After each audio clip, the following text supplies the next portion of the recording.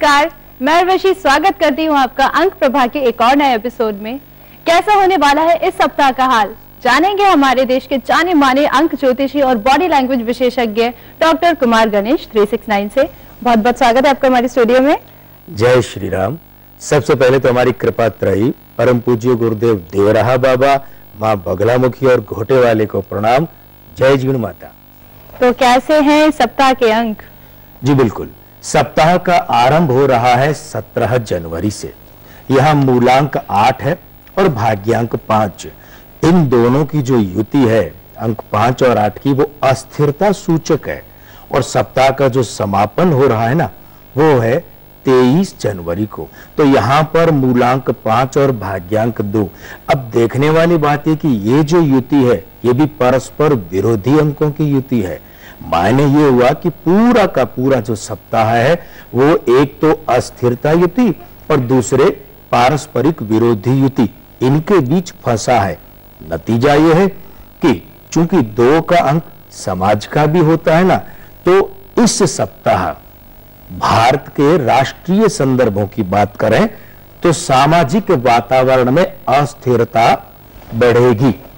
दूसरी बात, भाई 2 का अंक जो है वो साझेदारी का भी होता है, स्त्रियों का भी होता है, स्त्री की प्रधानता का भी होता है। और अभी चलित का जो अंक है वो है अंक 8 ओज का, माने धनात्मक या सकारात्मक ऊर्जा का। तो ये युतियां ये भी इंगित करती हैं कि जो राजनीतिक साझेदारियां हैं, खासकर जो स्त्री प्रधान साझेदारियां हैं या स्त्री प्रधान दलों के बीच की जो साझेदारियां हैं, उन्हें झटका लग सकता है। तीसरी बात यह है कि भाई अंक 8 जो है वो है विदेश का, दक्षिण दिशा का। अंक 5 की जब युति उसके साथ बनती है और 2 की बनती है, तो ये विदेश नीति या विदेश मंत्री से संबंधित कोई अप्रिय बात भी सामने आ सकती है। इस मामले में भी कोई झटका लग सकता है। ये तो थे इस सप्ताह के अंक। अब क्या कहते हैं आपके अंक, वो भी जान लेते हैं। क्या कहते हैं इस बार आपके अंक? मूलांक 1 वालों, भाई आपको इस सप्ताह यात्रा करनी पड़ सकती है। आपका जो अनुकूल अंक है ना वो 8 है और रंग है काला। मूलांक 2 वालों की बात करें तो भाई इस सप्ताह अपनी व्यावसायिक साझेदारियों को संभालिए। यहां संवेदनशील मामला है। आपका अनुकूल अंक है वो है 3 और इसका जो रंग है वो है पीला। अब मूलांक 3 की ही बात कर ले। आपके लिए कार्य विस्तार संभव है, अवसर मिल सकते हैं, लाभ अवश्य उठाइएगा। आपका अनुकूल अंक है ना वो है 9 और इसका जो रंग है वो है लाल। मूलांक 4 की बात करें, इस सप्ताह अपने आसपास के संबंधों पर ध्यान दीजिए। क्यों? क्योंकि आपका जो अनुकूल अंक है 7 और इसका जो रंग है बैंगनी, वो यही संकेत कर रहे हैं। रहा सवाल मूलांक 5 वालों का, तो भाई अगर कोई महत्वपूर्ण फैसला आप करना चाहते हैं तो एक सप्ताह ठहर जाइए, यानी अगले सप्ताह आप अपने महत्वपूर्ण फैसले कर सकते हैं। आपका जो अनुकूल अंक है वो है 1 और इसका रंग है सुनहरा, सूर्य का रंग। अब बात करें मूलांक 6 की, भाई शुक्र की, है ना। तो ये है शारीरिक शिथिलता आपको इस सप्ताह कुछ ज्यादा परिमाण में अनुभव हो सकती है। आपका जो मूलांक है अनुकूल अंक के रूप में वो है 2 और उसका रंग है सफेद। अब मूलांक 7, भाई आप लोगों के चेहरे पर मुस्कुराहट आ ही जानी चाहिए, क्योंकि आपको इस सप्ताह कुछ मनचाहा परिणाम मिल सकता है। आपका जो अनुकूल अंक है वो है 6 और आपका रंग है धूप छांव, जो कि शुक्र का रंग है। मूलांक 8 वालों, भाई अगर कोई खास उठापटक या परिवर्तन करना चाहते हैं तो न करें। इस उठापटक और इस परिवर्तन से आप बचें। आपका जो अनुकूल अंक है 4 और इस 4 का जो रंग है वो नीला। ये अंक 8 और 4 की युति क्या है? विखंडन युति है, इसलिए आपको बचना चाहिए उठापटक और परिवर्तन से। और अंत में बात करें मूलांक 9 की, आपको भी कार्य विस्तार का अवसर मिल सकता है मूलांक 3 वालों की ही तरह। आपका अनुकूल अंक है ना, वो है 5 और इसका अनुकूल जो रंग है वो है हरा। तो ये तो था इस सप्ताह में आपके अंकों का हाल। अब कौन है इस सप्ताह के सिकंदर, वो भी जान लेते हैं। सबसे पहले सिकंदर है जावेद अख्तर। जी, सबसे पहले तो हम जावेद अख्तर साहब को जन्मदिन की बधाई देते हैं। देखिए 17 जनवरी 1945, मूलांक 8, भाग्यांक 1, आयु अंक 5, 68वें वर्ष के कारण और नामांक 5। भाई ये जो मूलांक 8 और भाग्यांक 1 की युति है ना, हम यहाँ पर इसे भी पितृद्रोह की युति कहते हैं, जैसे कि मूलांक 1 और भाग्यांक 8 हो, लेकिन वो होती है विशुद्ध पितृद्रोह की युति। वहां पर जो पिता पुत्र के बीच में मामला है वो जीवन की अंतिम सांसों तक बहुत अलग होता है, लेकिन ये होती है पितृद्रोह की परिवर्तनात्मक युति। तो इसमें क्या है, देखिए जावेद अख्तर साहब ने शुरुआत की थी पटकथा लेखन और कहानी लेखन से, और उस वक्त इनके पिता जो हैं जानिसार अख्तर साहब बड़े शायर थे। इन्हें शायरी और पिता दोनों से दूरी पसंद थी और ये नफरत करते थे, लेकिन अभी तकरीबन 2-2.25 दशकों से ये जो है प्रसिद्ध हैं शायर के रूप में ही। वो तो पुराना रूप छूट चुका है और अंततोगत्वा इनके भाग्य ने इनके पिता के काम में ही इन्हें डाल दिया, यानी कि ये शायर और गीतकार के रूप में प्रसिद्ध हो रहे हैं। अब ऐसी बात यह है कि इसे हम इसीलिए कहते हैं पितृद्रोह लेकिन परिवर्तनात्मक युति। तो अब यहां पर ये देखने वाली बात है कि इनके जो आयु अंक में, नामांक में और चलित का जो वर्षांक है, ये समानता बताती है कि समय अच्छा ज्यादा है, बुरा कम है। दूसरी बात, इन्हें इस वर्ष 68वें साल में खास सम्मान मिल सकता है। और तीसरी बात है, ऐसा व्यक्ति जिस पीढ़ी का पितृ पुरुष होता है ना, खासकर उस पीढ़ी के पुरुषों को ज्यादा फायदा है। माने ये हुए कि इनके पुत्र फरहान अख्तर को इस वर्ष जो है अच्छा खासा सम्मान और सफलता की प्राप्ति हो सकती है। इस सप्ताह के हमारे दूसरे सिकंदर हैं कोटा श्रीनिवासन राव। दक्षिण भारतीय फिल्मों के वर्सेटाइल एक्टर कहलाते हैं, विविध भूमिकाओं में बहुत सफल रहे हैं। 19 जनवरी 1945, मूलांक 1, भाग्यांक 3, आयु अंक 5, 68वें वर्ष के कारण और नामांक 7। मिला जुला समय है, क्योंकि ये जो यहाँ नामांक 7 है ना, ये चलित वर्षांक 5 के साथ में नकारात्मक युति बनाता है, तो इसीलिए मिला जुला समय है। दूसरी बात, हाँ, चूंकि ये राजनीति में भी है, विजयवाड़ा से विधायक भी है, तो ऐसी अवस्था में इन्हें राजनीतिक रूप से जो है वो कोई उलझन हो सकती है, परेशानी संभव है। तीसरी खास बात यह है, जहां तक फिल्मों की बात करें तो इनकी किसी खास भूमिका को बहुत अच्छी सफलता या प्रशंसा मिल सकती है। इस सप्ताह के हमारे तीसरे सिकंदर हैं बाल ठाकरे। शिवसेना सुप्रीमो बाल ठाकरे के अंकों की बात करें तो इनका जो है जन्म के अंकों का मामला हुआ 23 जनवरी 1927, मूलांक 5, भाग्यांक 7, आयु अंक 5, 86वें वर्ष के कारण और नामांक 3। ये जमावड़ा बताता है, ये युतियां ये संकेत करती हैं कि बाल ठाकरे का दबदबा अभी तो रहेगा। दूसरी बात, बीएमसी के चुनाव जो है वे सिर पर आ चुके हैं, थोड़े ही समय में होने वाले हैं। ये अंक संकेत करते हैं कि शिवसेना ये बीएमसी के चुनाव फिर जीत सकती है। तीसरी बात, राहत वाली, बाल ठाकरे और उनके शुभचिंतकों के चेहरे पर मुस्कान लाने वाली है कि कुछ निर्णय या विवाद इनके पक्ष में जा सकते हैं, इन्हें लाभ दे सकते हैं। ये तो थे इस सप्ताह के सिकंदर। मांगलिक कार्य में बॉडी लैंग्वेज से कैसे करें मिलान, ये भी जानेंगे, लेकिन एक छोटे से ब्रेक के बाद। ब्रेक के बाद एक बार फिर स्वागत है आपका अंक प्रभा में। हमारे साथ हैं देश के जाने माने अंक ज्योतिषी और बॉडी लैंग्वेज विशेषज्ञ डॉक्टर कुमार गणेश 369। पिछले हफ्ते हमने चर्चा करी थी बॉडी लैंग्वेज पे। अब एस्ट्रोलॉजी में तो हम कुंडली से मिलान कर लेते हैं, अब बॉडी लैंग्वेज में इसका क्या प्रावधान है? भाई जैसे हमने जिक्र किया था कि हर आदमी के शरीर में, उसके अंग प्रत्यंग में ग्रहों का वास होता है और ग्रह के जो प्रतिनिधि अंक हैं वे वहां रहते हैं। आदमी के शरीर में एक अपने आप में परिपूर्ण कुंडली होती है। बॉडी लैंग्वेज शब्द तो चूंकि जबान पर ज्यादा चढ़ा हुआ है इसीलिए, वरना इसके लिए जो हिंदी में शब्द काम में लिए जाते हैं उनमें प्रमुख शब्द है कायिक भाषा, काया की भाषा। और काया माने शरीर के अंग प्रत्यंगों से जो भाषा परिध्वनित होती है वो।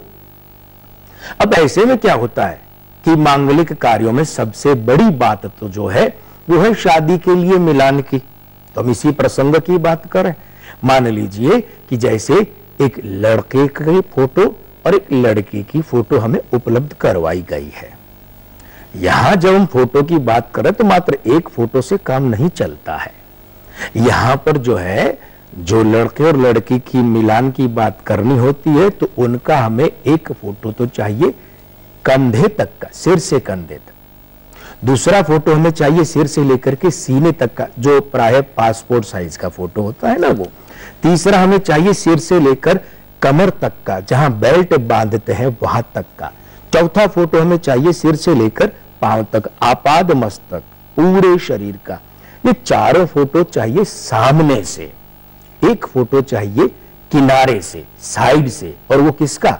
सिर से लेकर सिर्फ कंधे तक का, जिसमें एक आंख दिखाई देनी चाहिए, इतना साइड से। और इसमें भी खास बात यह है कि ये जो फोटो है, इनकी जो पृष्ठभूमि है, बैकग्राउंड है, वो काला या काले से मिलता जुलता बिल्कुल न हो। वो जो बैकग्राउंड है वो इन रंगों को छोड़कर हो। अब देखिए, जब इसके साथ में किसी जातक की, जिस लड़के लड़की की बात कर, अगर आवाज भी हमें मिल जाए सुनने को, तो हम उसका भी जीवंत विश्लेषण करके साथ में जोड़ते हैं। होता क्या है, जिस एक जातक, भले आप उसे लड़का माने लड़की, उसका अगर नाक जो है वो तीखा है, ध्यान दीजिएगा, सामुद्रिक शास्त्र के अंतर्गत का विश्लेषण नहीं है। अगर उसका नाक है, उसकी नोक तीखी और नथुने जो है वो पिचके हुए नहीं है, तो ऐसे व्यक्ति के लिए जब अनुकूल साथी की, जीवन साथी की खोज की जाए तो ध्यान ये देना होता है कि उसका भी जो नाक है, उसके नथुने जो है उतने पिचके हुए नहीं होने चाहिए, जिसे कि हम औसत से कम कहें। कारण क्या है? सीधी सी बात है भाई, नथुनों में शुक्र होता है और नाक की नोक में यहां पर सूर्य होता है, यानी अंक 1 नोक पर और नथुनों में अंक 6। अंक 1 और 6 का मिलान। साथ ही साथ में क्या होता है, सामने से जितने फोटो हैं उनमें 3 चीजें और देखी जाती है। एक तो देखा जाता है आंखों के ठीक नीचे के ये जो हिस्से हैं, यहां से ये गालों का क्षेत्र, ये शुद्ध रूप से शुक्र का है, अंक 6 का है, ये मिलान किया जाता है। उसके बाद में मिलान किया जाता है, वो होता है कंधों का परिपार्श्व का क्षेत्र, एक कंधे से दूसरे कंधे के बीच का। यहां पर भी जो अंक 6 यानी शुक्र की जो मौजूदगी है उसका मिलान किया जाता है। और तीसरा ये होता है कि पूरा जो फोटो होता है, उस पूरे फोटो में ये देखना पड़ता है कि इस आदमी का जो शरीर है वो सिर से लेकर कमर तक का हिस्सा लंबा है या कमर से लेकर पांव तक का हिस्सा लंबा है। इसके अंतर्गत अगर बात करें तो ध्यान ये दीजिएगा कि जिस एक व्यक्ति का सिर से लेकर कमर तक का, बेल्ट तक का हिस्सा लंबा होता है ना, बेल्ट से पांव वाले हिस्से की अपेक्षा उसके लिए जीवन साथी उसी हिसाब से खोजना पड़ता है। अगर उसका जीवन साथी ऐसा खोजा जाए कि सिर से बेल्ट तक का हिस्सा तो छोटा है और बेल्ट से पांव तक का लंबा है, तो फिर वहां पर जो मामला है वो नकारात्मक होता है, उनका दाम्पत्य खतरे में होता है। और एक बात विशेष, भाई होंठ, ऊपर का होंठ देखिए तीखा धनुषाकार होना चाहिए, या तो दोनों में ही हो या दोनों में नहीं हो। एक में हो और दूसरे में न हो तो दाम्पत्य में बाधाएं आती हैं। और जो हम किनारे से फोटो मांगते हैं विश्लेषण के लिए, कई बातें हैं, प्रमुख बात उसमें यह है कि देखना पड़ता है कि ऊपर का जो होंठ है आदमी का, उसमें जैसे जो ऊपर धनुष का है ना आकार, वो तो सूर्य है, लेकिन उसकी मोटाई वो अंक 6 शुक्र है। तो किनारे वाले, साइड वाले फोटो से देखा जाता है कि ऊपर का होंठ जो है वो नीचे के होंठ से बाहर है कि नहीं है। जिस व्यक्ति का, मान लीजिए आपका बेटा और आप बहू खोजना चाहते हैं और आपकी बेटी है और आप दामाद खोज रहे हैं, ध्यान दीजिएगा जिसे खोज रहे हैं उसके यहां ऊपर का होंठ बाहर नहीं होना चाहिए, वरना आपके घर में बहू आएगी तो गड़बड़ करेगी और अगर आपको दामाद मिलेगा तो बेटी दुखी रहेगी। ये है, इनके पीछे शुद्ध रूप से शरीर विज्ञान ही काम कर रहा है। ध्यान दीजिएगा, विज्ञान यहां पर अंक, ग्रह और शरीर के अंग प्रत्यंग सब मिला करके ये बातें बताते हैं। बहुत नायाब विश्लेषण ये रहता है अगर आवाज भी सुन लेते हैं तो, और इसमें गलती की गुंजाइश कम, सटीकता अधिक रहती है, क्योंकि जैसा हमने निवेदन किया, भाई अपने शरीर को कोई कितना क्या और कैसे छुपाएगा। आपसे चर्चा यूं ही जारी रहेगी। अभी वक्त पे चला एक ब्रेक का, आप कहीं मत जाइए, हम हाजिर होते हैं एक छोटे से ब्रेक के बाद। ब्रेक के बाद एक बार फिर स्वागत है आपका अंक प्रभा में। हमारे साथ हैं देश के जाने माने अंक ज्योतिषी और बॉडी लैंग्वेज विशेषज्ञ डॉक्टर कुमार गणेश 369। डॉक्टर कुमार, जैसे पिछले एपिसोड भी हमने चर्चा की थी बॉडी लैंग्वेज में, और आपने बताया था कि नामांक में इंग्लिश के वर्ड्स और अक्षर बदलकर उसमें उपाय किए जा सकते हैं, तो क्या बॉडी लैंग्वेज में भी इस तरीके के उपाय संभव है? बिल्कुल भाई, कहा जाता है ना कि वो मर्ज ही क्या जिसकी कोई दवा ना हो। दवा तो होनी चाहिए ना, यहां भी है बॉडी लैंग्वेज में। देखिए, पहले तो एक बात अच्छी तरह से हम समझ लें कि शरीर में दो तरह के ढांचे होते हैं। एक तो मूल ढांचा होता है, बेसिक स्ट्रक्चर, उसमें कभी कोई परिवर्तन नहीं हो सकता, नहीं किया जा सकता। फिर जो उपाय है वो कहां से जोड़े हैं। इसके बाद एक जो सहायक ढांचा होता है या उप ढांचा जो होता है, हम उसमें परिवर्तन कर सकते हैं। हम ये देखें कि जो व्यक्ति 10 साल, 20 साल, 15 साल, 12 साल, 30 साल, 40 साल पहले शरीर में कुछ और थे और अब कुछ और है, बहुत ध्यान से विश्लेषण करके देखिए, आप जानेंगे कि उनके भाग्य में, उनके जीवन चक्र में, उतार चढ़ाव में भी वैसे ही परिवर्तन हुए हैं। एक उदाहरण की बात करना चाहेंगे, आप स्वर्गीय राज कपूर साहब जो हैं उनके चित्रों को लीजिए। एक चित्र उनका ले लीजिए आप, जब तक कि श्वेत श्याम फिल्मों का जमाना था, या ज्यादा से ज्यादा आप ले सकते हैं संगम फिल्म, जो कि 1970 में रिलीज होती है। एक फोटो यहां तक का उनका ले लीजिए, और उसके बाद दूसरा फोटो है वो आप तब का ले लीजिए जब सत्यम शिवम सुंदरम से लेकर के हीना तक के, यानी जीवन के अंतिम काल तक का जो है। ध्यान से देखिए कि आग से लेकर के वहां तक के जो भी फोटोग्राफ है, उनमें उनका शरीर और चेहरा दोनों के दोनों बहुत दुबले पतले हैं, और बाद में चौड़े हैं और पसरे हुए से हैं। भाग्य में परिवर्तन। भाई देखिए, पहले वाले फोटो में भी ध्यान से तो हड्डियों का ढांचा, जिसे हम बेसिक स्ट्रक्चर, मूल ढांचा कहते हैं, वो नहीं बदला, वो तब भी उतना ही है। सहायक ढांचा जिसे हम कहते हैं, वो उसने पसराव किया है, फैलाव किया है। होता क्या है कि जैसे जिस आदमी का मौलिक जो ढांचा है, मूल ढांचा है, वो चौड़ा होता है, लेकिन बाकी शरीर जो है, बाकी चेहरा उसका पतला होता है। जन्म के अंकों में वहां पर अंक 6 है, शुक्र है, 5 है, बुध है, लेकिन शरीर में नहीं है। ऐसे लोगों से हम सबसे पहली बात ये कहते हैं, भैया थोड़े मोटे हो जाओ, बहन जी थोड़ी मोटी हो जाइए। कारण क्या है, उनके शरीर में जैसे ही भराव आता है ना, ऐसे ही फुलाव या पसराव आता है, उनका भाग्य वृद्धि की ओर तेजी से दौड़ने लगता है। एक बात और, जो लोग चाहते हैं कि उनके अतिरिक्त आकर्षण उत्पन्न हो व्यक्तित्व में, है ना, चमक के साथ में दमक भी आए, लेकिन परिस्थितियां ऐसी नहीं है, तो उन्हें चाहिए वे क्या करें, वे चाहे पुरुष हो चाहे स्त्रियां हो, नहाने के तुरंत बाद में, जबकि उनके बदन से पानी झर रहा हो, रोएदार गीला बनाकर तौलिया लें, और उस तौलिए को यहां कान के यहां बीच के हिस्से से, जहां से जुल्फें शुरू होती है, वहां से होठ के किनारे तक, ऊपर से नीचे, नीचे से ऊपर नहीं, ऊपर से नीचे ही 5 मिनट तक रोज रगड़ें। ये जो है क्षेत्र, ये अंक 6 का, शुक्र का, अंक 2 का, चंद्रमा की कोमलता का, अंक 1 यानी कि सूर्य की जो शार्पनेस है, तीव्रता है, इनका मिला जुला क्षेत्र है। जिन्हें लगे कि उनके भाग्य में बाधाएं बहुत हैं, बनते काम रुक जाते हैं, बॉस के साथ में समस्या, बड़े भाई के साथ में समस्या, पिता के साथ में समस्या, उन लोगों को चाहिए कि वे जान लें कि सीधी सी बात है, वे पितृदोष वाले हैं। एक उपाय तो ये करें, फ्रेंच कट दाढ़ी रखें। अब किस स्टाइल की, किस काट की, किस अंदाज की, ये निर्भर करता है उस व्यक्ति के यहाँ पितृदोष किस परिमाण में है, कैसा है, उसका रूप क्या है। लेकिन एक बात ये, दूसरी बात यह है कि ऐसे लोगों को चाहिए कि जो फ्रेंच कट दाढ़ी का मतलब खंडित दाढ़ी, दाढ़ी मूंछ का खंडित स्वरूप, विखंडित, पूरा नहीं, ऐसे लोगों को चाहिए कि ये अपने पीछे के बाल कंधों से नीचे तक रखें। क्यों? क्योंकि इनको ऐसी अवस्था में पितृ कृपा मिलती है ना। अब रहा सवाल महिलाएं, बाल तो लंबे रख लेंगी पितृ कृपा पाने के लिए, लेकिन फ्रेंच कट दाढ़ी का उनके पास क्या विकल्प है? बहुत अच्छा विकल्प है। ऐसी महिलाओं को चाहिए कि वे कामकाजी हैं तो गले में मफलर या मफलर नुमा नीली चीज रखें, ये भी बॉडी लैंग्वेज के साथ, लेकिन वो कैसी हो?